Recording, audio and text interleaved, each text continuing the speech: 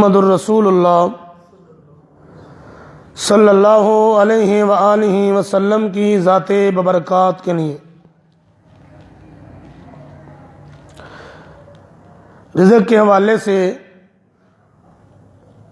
تین بنیادی ترین حقائق جو ہیں وہ جمعۃ المبارک کے پچھلے خطبہ میں عرض کیے تھے، اور پھر یہ بات عرض کی تھی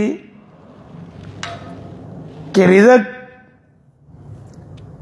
استعمال کرنے کے لیے صرف حلال ہونا ہی کافی نہیں، بلکہ اس کے ساتھ طیب کی شرط بھی لازم ہے۔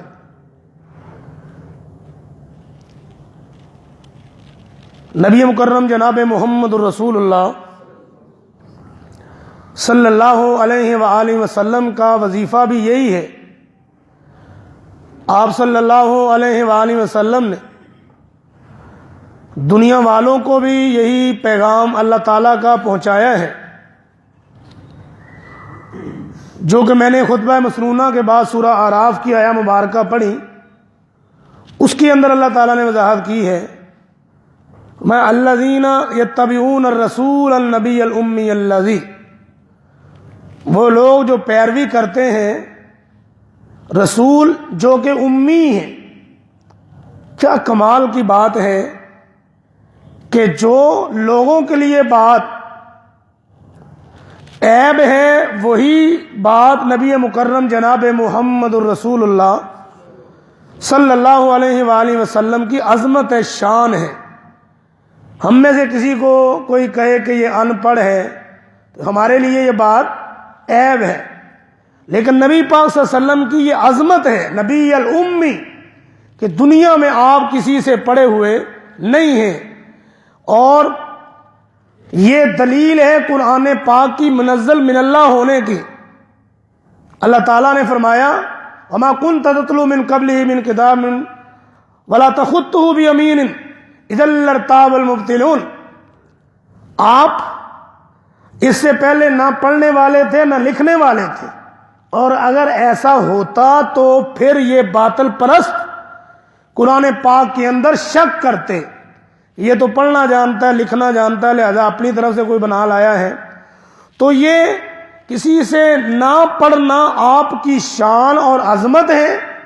اور قرآن پاک کے منزل من اللہ ہونے کی دلیل ہے۔ الذین یتبعون الرسول النبی الامی الذی، وہ لوگ جو پیروی کرتے ہیں رسول جو کہ امی ہیں، اور وہ رسول یجدونہ مکتوبا عندہم فی التوراۃ والانجیل، جن کا تذکرہ صرف قرآن پاک کے اندر ہی نہیں بلکہ ان کا تذکرہ تورات کے اندر بھی لکھا ہوا ہے اور انجیل کے اندر بھی لکھا ہوا ہے۔ یامرہم بالمعروف ینہاہم عن المنکر، ان کا وظیفہ کیا ہے؟ وہ بھلے کاموں کا حکم دیتے ہیں اور برے کاموں سے روکتے ہیں،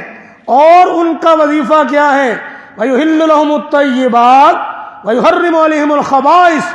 وہ حلال کرتے ہیں طیبات کو، پاکیزہ چیزوں کو۔ یہاں آپ دیکھ رہے ہیں وَيُحِلُّ لَهُمُ الطَّيِّبَاتِ، ان کے لیے حلال کرتے ہیں پاک چیزوں کو۔ تو میں نے جیسے عرض کیا صرف حلال ہی کافی نہیں بلکہ اس کے لیے طیب کی شرط بھی لازمی ہے۔ مثال کے طور پہ ایک بکرا ہے، وہ جس کو اللہ تعالیٰ نے کلام مقدس میں حلال قرار دیا ہے، اور وہی بکرا اگر کوئی بندہ چوری کر کے ذبح کر لے گا، اب بکرا جنس تو حلال ہے لیکن چوری کا ذبح کیا ہوا اب وہ طیب نہیں رہے گا۔ ایسے ہی جو بندہ خون پسینے کی کمائی سے پیسے اور کرنسی کی صورت میں حاصل کرتا ہے وہ بھی ویسے، اور سود والے بھی ویسے، رشوت والے بھی ویسے ہی، اپنی حلال کمائی سے جو نوٹ لیے ان کا بھی رنگ ویسا، ان کی بھی کیفیت حیت ویسی، اور رشوت سود والوں کی بھی کیفیت ویسی۔ تو یہ حلال مطلب کہ نوٹ اگر ان میں پہچان کرنی ہے تو پتہ یہ چلے گا کہ سود والے طیب نہیں ہیں، اور سود والے جو کہ وہ استعمال کرنے کے لیے مومن مسلمان کے لیے جائز اور لائق نہیں ہے۔ آئیے ہم دیکھ لیتے ہیں نبی مکرم جناب محمد الرسول اللہ صلی اللہ علیہ وآلہ وسلم کے فرمان سے یہ مسئلہ امام الانبیاء جناب محمد صلی اللہ علیہ وآلہ وسلم کے پیارے صحابی حضرت ابو ہریرہ رضی اللہ تعالی عنہ بیان کرتے ہیں وعن ابی ہریرہ رضی اللہ تعالی عنہ قال قال رسول اللہ صلی اللہ علیہ وآلہ وسلم ایھا الناس ان اللہ طیب لا يقبل الا طیبا وان اللہ امر بالمؤمنین کما امر وان اللہ امر المؤمنین کما امر به المرسلین وقال یا ایھا الرسل کلوا من الطیبات واعملوا صالحا وقال یا ایھا الذین آمنوا کلوا من الطیبات ما رزقناکم واشکروا للہ ثم ذکر الرجل یطیل السفر اشعث اغبر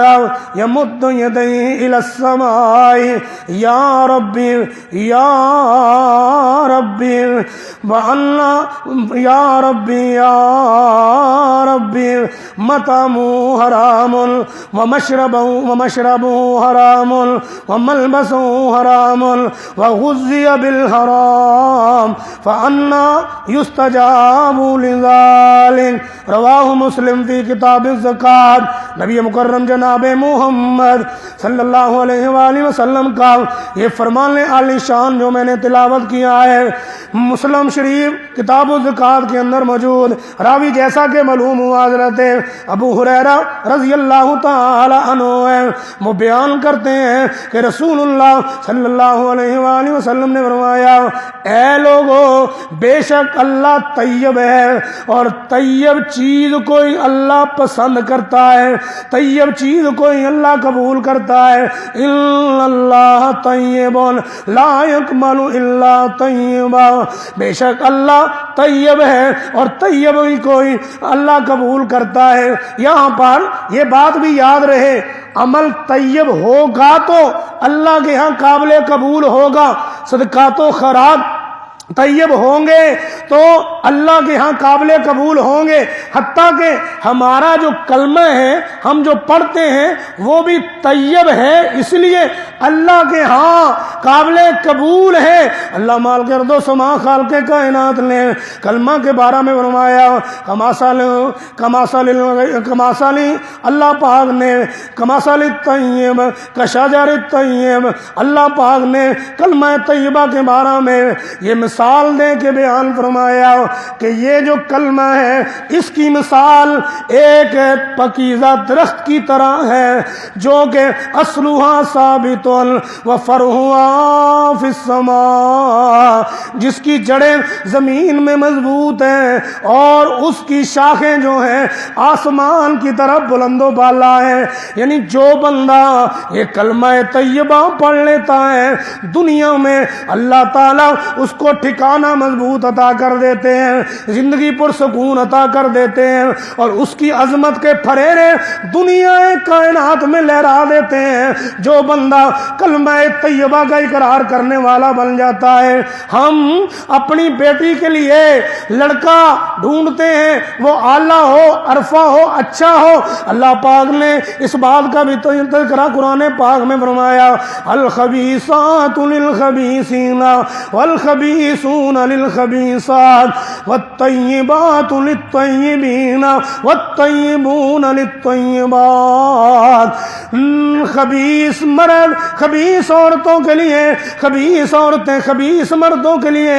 اور طیب عورتیں طیب لڑکیاں طیب لڑکوں کے لیے، اور طیب لڑکے طیب مرد طیب عورتوں کے لیے۔ یہ اللہ تعالیٰ نے ضابطہ بیان کر دیا ہے اور ہم گفتگو کرتے ہیں، گفتگو کے اندر جو ناپاک جملے ہیں، غلط جملے ہیں، وہ اللہ کے ہاں قابل قبول نہیں ہوتے۔ وہی جملے وہی کلمے اللہ کے ہاں قابل قبول ہوتے ہیں جن کے بارے میں اللہ تعالیٰ نے فرمایا الیہ یصعد الکلم طیب، اللہ کی طرف کلمے طیب ہی چڑھتے ہیں، یعنی قابل قبول ہوتے ہیں۔ وہ آیا مبارکہ جو میرے ذہن میں نہیں آ رہی تھی کلمہ طیبہ کے متعلق، وہ سماعت کر لیجئے۔ اللہ نے سورہ ابراہیم میں فرمایا الم تر کیف ضرب اللہ مثلا کلمۃ طیبۃ کشجرۃ طیبۃ، اللہ پاک نے مثال بیان کی ہے کلمہ طیبہ کی، پاکیزہ اور طیب درخت کے ساتھ۔ یہ بات یاد رہے، جس طرح ڈاکٹر صاحب موجود ہیں، پتہ ہے اس بات کا آپ سب کو بھی، وہ بیان کرتے رہتے ہیں میڈیکل سائنس کے درخت جو ہے، سب سے پہلے سورج جن چیزوں کو بہت زیادہ منفعت نفع بند بناتا ہے وہ درخت ہیں، وہ جب سورج کی کرنیں اس پر پڑتی ہیں آکسیجن چھوڑتے ہیں، تو آکسیجن انسانی زندگی کے لیے ایک بڑی مفید چیز ہے، اور رات کو یہی درخت اندھیرے کے وقت کاربن ڈائی آکسائڈ چھوڑتے ہیں۔ اسی لیے تو کہا جاتا ہے رات کے وقت درخت کے نیچے نہ بیٹھا جائے، درخت کے نیچے نہ سویا جائے، تو دن کے وقت یہ جناب والا آکسیجن چھوڑتے ہیں۔ جس طرح آکسیجن زندگی ہے انسان کی، اسی طرح کلمہ طیبہ بھی انسان کی روحانی زندگی ہے، وجدانی زندگی ہے، پرسکون زندگی ہے۔ تو بہرحال میں نے عرض کیا امام الانبیاء جناب محمد صلی اللہ علیہ وآلہ وسلم نے فرمایا بے شک اللہ پاک ہے، اور پاک طیب چیز کوئی قبول کرتے ہیں، اور بے شک اللہ پاک نے جو حکم مومنین کو دیا ہے وہی حکم اللہ پاک نے اپنے رسولوں کو دیا ہے۔ اللہ نے کیا فرمایا قرآن پاک کے اندر، سورہ مومنون کے اندر فرمایا یا ایھا الرسل، اے میرے رسولو، کلوا من الطیبات واعملوا صالحا، کھاؤ پکیزہ اور نیک عمل کرو۔ یعنی پہلے اللہ پاک نے پکیزہ چیز کے کھانے کا تذکرہ کیا ہے، اور اس کے بعد اللہ پاک نے نیک عمل کرنے کا تذکرہ کیا ہے۔ یعنی اللہ کی بارگاہ میں عمل تب ہی قابل قبول ہوں گے جب خوراک، غذا، رزق انسان حلال کھائے گا۔ اور دوسری جگہ پر اللہ نے سورہ بقرہ میں وہی سیم حکم مومنوں کو دیا، یا ایھا الذین آمنوا کلوا من طیبات ما رزقناکم، اے ایمان والو کھاؤ پکیزہ جو ہم نے تم کو رزق دیا، اور اللہ کا رزق حاصل کر کے اللہ کا شکریہ ادا کرو۔ پھر نبی مکرم جناب محمد الرسول اللہ صلی اللہ علیہ وآلہ وسلم نے ایک بندے کا ذکر کیا، ثم ذکر الرجل، ایک آدمی کا ذکر کیا، یطیل السفر، جو لمبے سفر پر ہے۔ اس میں دو چیزیں ہیں، ایک سفر، ایک لمبا سفر۔ دعا کی قبولیت کے لیے ایک شک جو ہے وہ یہ بھی ہے کہ مسافر کی دعا اللہ قبول کرتے ہیں۔ یہاں پر دو چیزیں، ایک سفر، ایک یطیل السفر، لمبا سفر، اور تیسری چیز اشعثا، اس کے بال جو ہیں وہ پراگندہ ہیں، بکھرے ہوئے ہیں۔ یہ حالت بھی اللہ تعالیٰ کے ہاں بڑی قابل قبول ہے دعا کے لیے۔ اب حاجیوں کو دیکھتے ہیں، حاجی لوگ جو ہیں وہ اپنے سر پر پگڑی ٹوپی نہیں باندھ سکتے، بال ان کے کھلے ہوئے بکھرے ہوئے ہوتے ہیں، اور اس عالم میں اللہ دعائیں اپنے ان بندوں کی وہاں پر قبول کرتے ہیں۔ تو نبی پاک صلی اللہ علیہ وسلم نے فرمایا اشعثا، وہ بندہ اس کے بال جو ہیں بکھرے ہوئے، اغبارہ، کپڑے جو ہیں وہ غبار آلود ہیں۔ پہلی دو شرطیں کیا کہ وہ سفر پر ہے، دوسری شرط لمبا سفر ہے، تیسری شرط دعا کی قبولیت کی کہ بال بکھرے ہوئے ہیں، چوتھی شرط اس کی مسکینی کی کہ کپڑے غبار آلود ہیں، چوتھی شرط یمد یدیہ، اپنے ہاتھوں کو آسمانوں کی طرف بلند کرتا ہے۔ اللہ تعالی جو بندہ اس کی طرف ہاتھ اٹھا کے دعا کرتے ہیں اللہ ان کی دعاؤں کو قبول کر لیتے ہیں اور پھر بندہ چھٹے شرط کے طور پر کہتا ہے یا ربی اے میرے پروردگار، اے میرے پروردگار، یعنی دعا کی قبولیت کے لیے یہ 6 شرطیں اس کے اندر موجود ہیں، تو پھر آواز آتی ہے اللہ کی طرف سے، اس کے لیے یہ اعلان ہوتا ہے مطعمہ حرام ومشربہ حرام وملبسہ حرام، تیرا کھانا حرام ہے، تیرا پینا حرام ہے، تیرا لباس حرام ہے، وغذی بالحرام، اور تیرا جسم جو ہے حرام کی کمائی سے پلا ہوا ہے، فَأَنَّا يُسْتَجَابُ لِذَلِكَ، تیری دعاؤں کو کیسے قبول کیا جائے؟ یعنی دعا کی قبولیت کے لیے بھی ضروری ہے کہ انسان جو پہن رہا ہے حلال و طیب ہو، جو کھا رہا ہے حلال و طیب ہو، جو پی رہا ہے حلال اور طیب ہو، جو جناب والا اس کا جسم بڑھ پل رہا ہے حلال اور طیب کے ساتھ بڑا پلا ہوا ہو، بصورت دیگر دعائیں قبول نہیں ہوں گی۔ میں نے جیسے عرض کیا 6 سکے 6 شرطیں دعا کی قبولیت کی نبی پاک صلی اللہ علیہ وسلم نے ایک بندے کے اندر موجود بیان کی، اور پھر اللہ کی طرف سے یہ نامقبولیت کی وجہ بیان کر دی گئی کہ دعا تیری کیسے قبول کی جائے۔ آج لاکھوں کروڑوں مسجدیں ہیں اور ان کے اندر لاکھوں کروڑوں لوگ ہیں، دعائیں کرنے والے، آہیں کرنے والے، التجائیں کرنے والے مومن مسلمان، اپنے آپ کو کہلانے والے ہم، لیکن دعائیں قبول نہیں ہو رہی۔ اور ہمارے ائمہ حرم رمضان کے اندر اور ایسے ہی حج کے موسم میں آہ زاری کے ساتھ آپ سنتے بھی رہتے ہیں، کتنی رو رو کے دعائیں کرتے ہیں، لیکن دعائیں قبول نہیں ہو رہی۔ اس کا مطلب ہے کوئی گڑبڑی ضرور ہے جس کی وجہ سے یہ دعائیں قبول نہیں ہو رہی۔ آئیے نبی پاک صلی اللہ علیہ وآلہ وسلم کا ایک اور فرمان آپ کے سامنے معجم الکبیر طبرانی کے حوالے سے عرض کر دیتا ہوں۔ امام الانبیاء جناب محمد صلی اللہ علیہ وآلہ وسلم کے پیارے صحابی، اس روایت کو بیان کرنے والے حضرت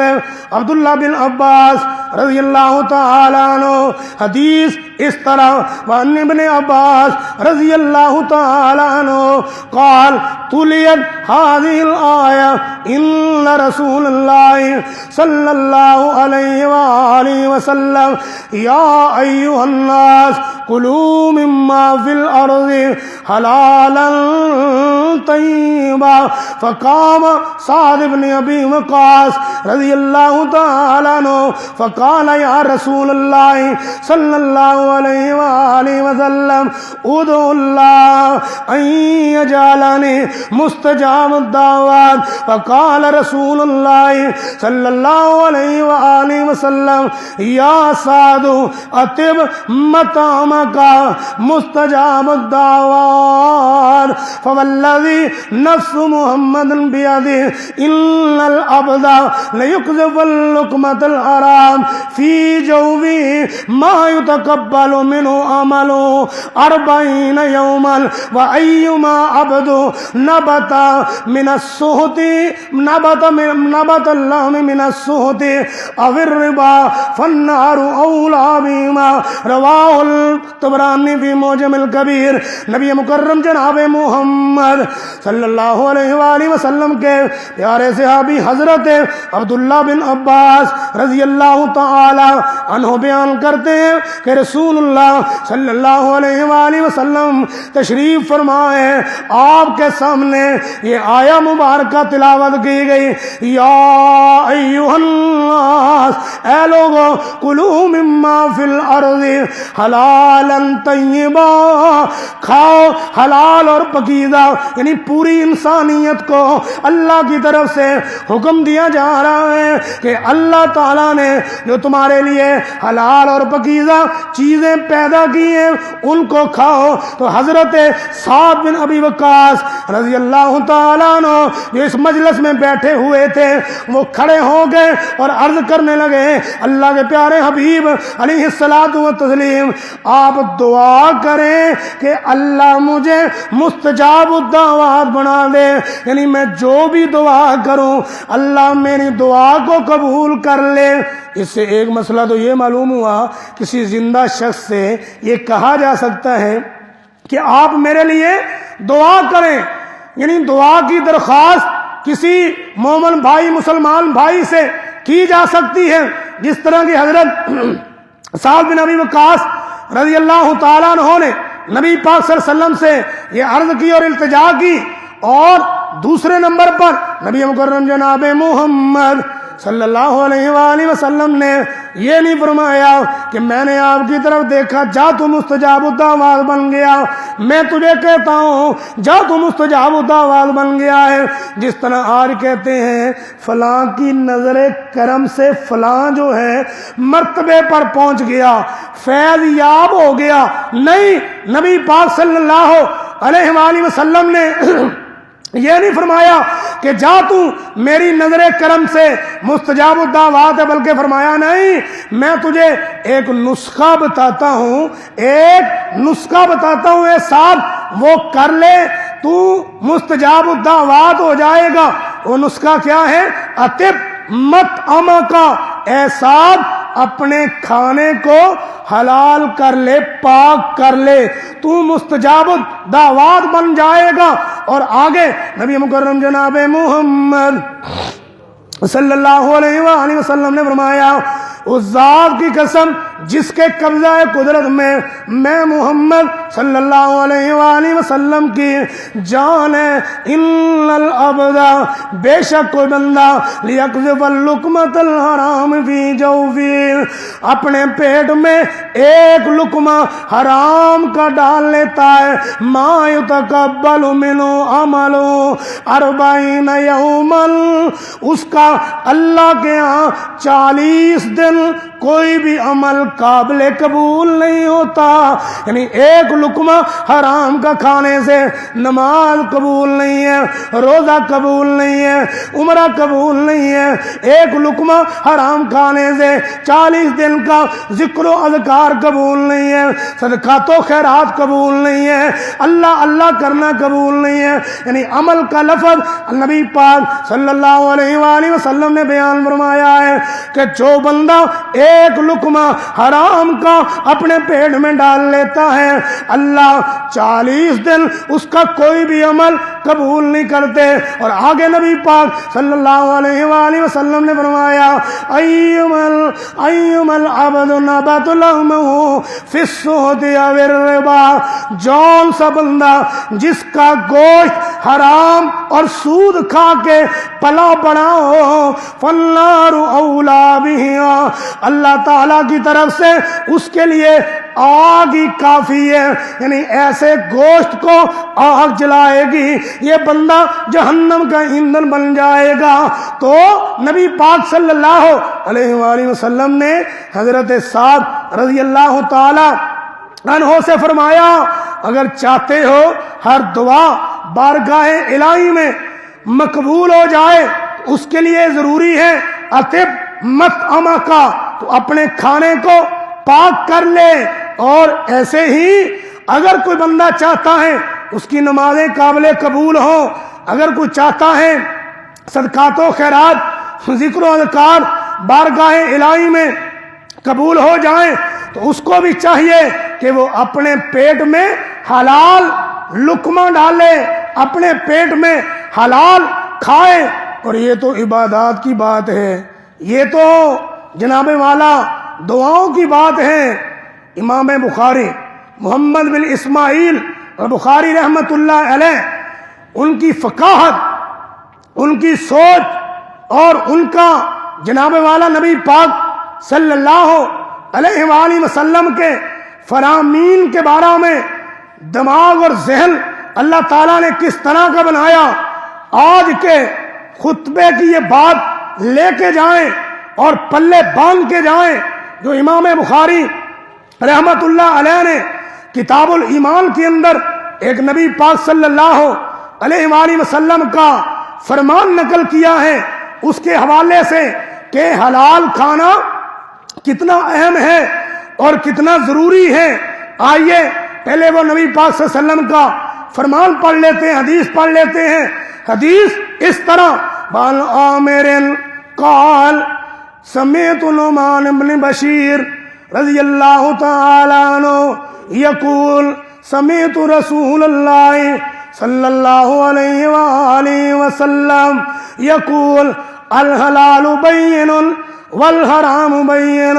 وبینہم المشتبہات فمن اتقى المشتبهات استبرأ لدينه وعرضه فمن وقع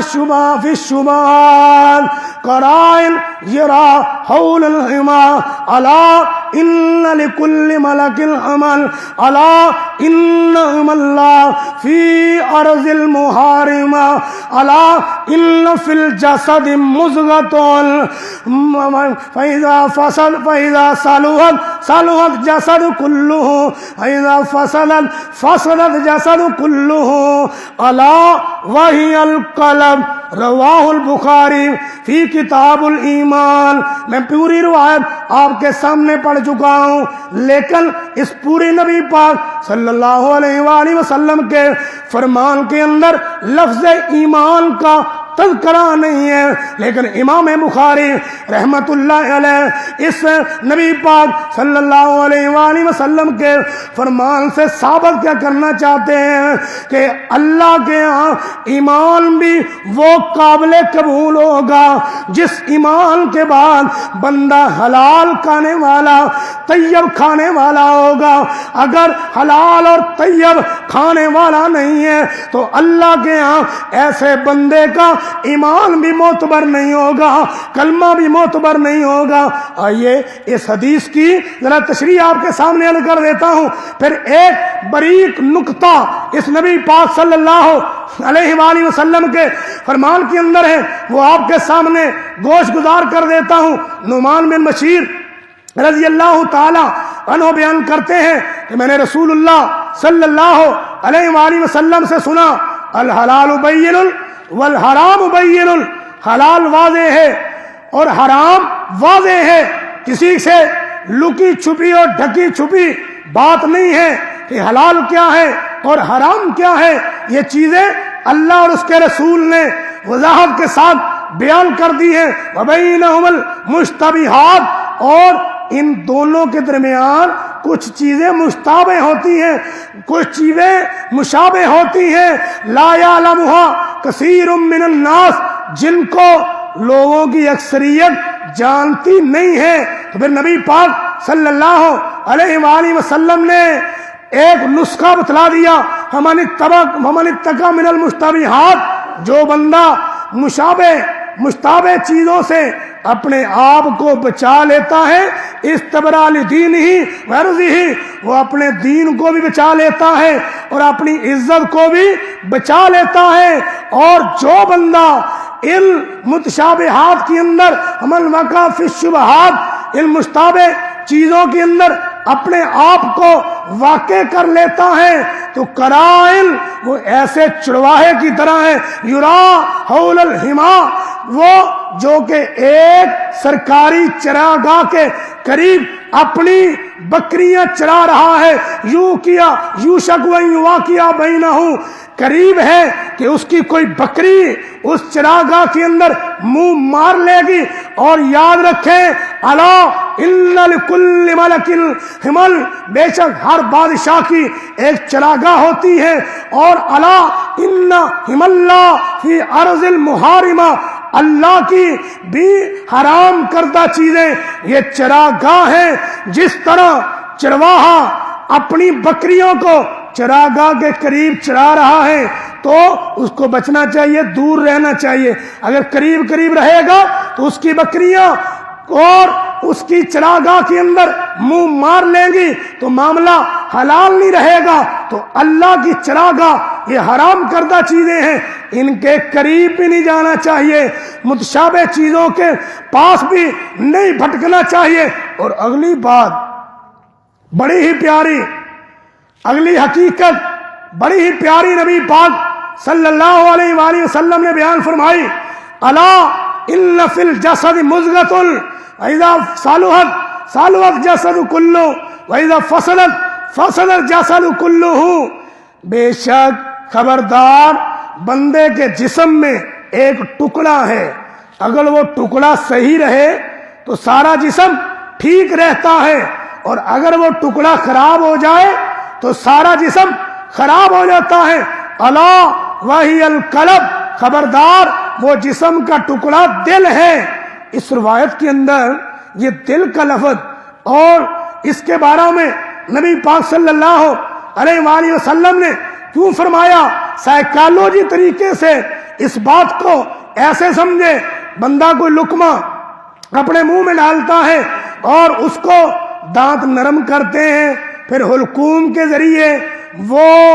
جنابے والا لقمہ معدے کے اندر جاتا ہے، معدہ اس لقمے کو نرم کرتا ہے، اور پھر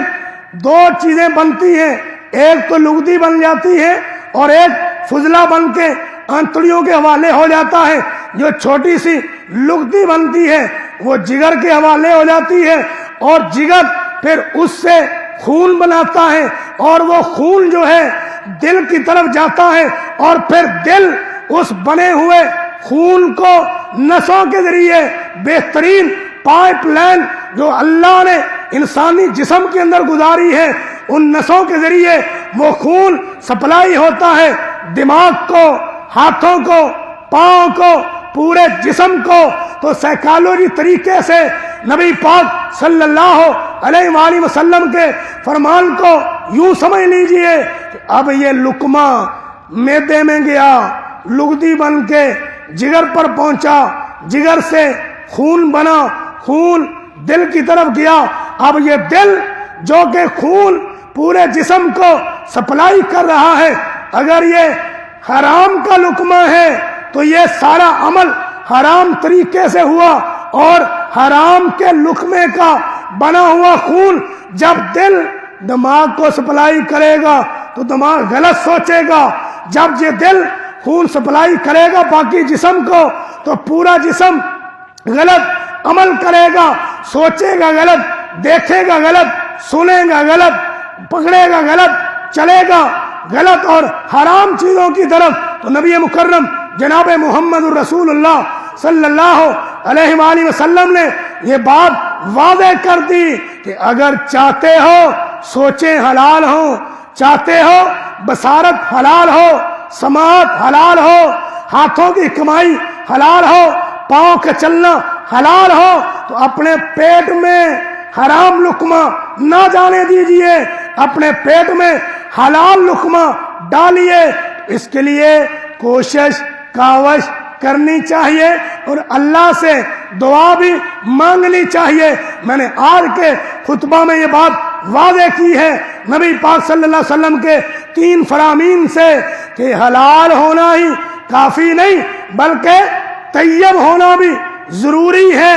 اور نبی پاک صلی اللہ علیہ وآلہ وسلم صبح فجر کی نماز کے بعد 3 مرتبہ یہ دعا پڑھا کرتے تھے، اللہم انی اسألک علما نافعا ورزقا طیبا وعملا متقبلا۔ اے میرے اللہ، میں آپ سے سوال کرتا ہوں ایسے علم کا جو مجھے نفع دے، دنیا میں بھی، قبر میں بھی، حشر میں بھی، ورزقا طیبا۔ اے میرے اللہ، میں تجھ سے سوال کرتا ہوں پاکیزہ حلال طیب رزق کا، وعملا متقبلا۔ اے میرے اللہ، میں تجھ سے سوال کرتا ہوں ایسا عمل کرنے کا جو تیری بارگاہ میں قبول ہو جائے، منظور ہو جائے۔ تو یہاں پر بھی پہلے حلال پھر عمل۔ تو میں نے عرض کیا حلال طیب کے بغیر ایمان معتبر نہیں ہے، حلال طیب کے بغیر کوئی عمل قابل قبول نہیں ہے، حلال اور طیب کے بغیر اللہ کی بارگاہ میں دعائیں منظور اور مقبول نہیں ہوتی، تو میں نے نبی پاک صلی اللہ علیہ وآلہ وسلم کے ان فرامین سے بات واضح کی، حلال اور طیب کھانا انتہائی ضروری ہے۔ اب حلال ذرائع کیا ہیں، طیب ذرائع کیا ہیں جو قرآن میں بیان ہوئے ہیں، حلال رزق کیسے حاصل کیا جا سکتا ہے، انشاءاللہ العظیم ان باتوں پر آئندہ کے جمعہ میں بات ہوگی۔ دعا ہے اللہ تعالی حلال کھانے، حلال کمانے اور حلال معاملات کرنے کی توفیق عطا فرمائے۔ وما علینا الا البلاغ المبین۔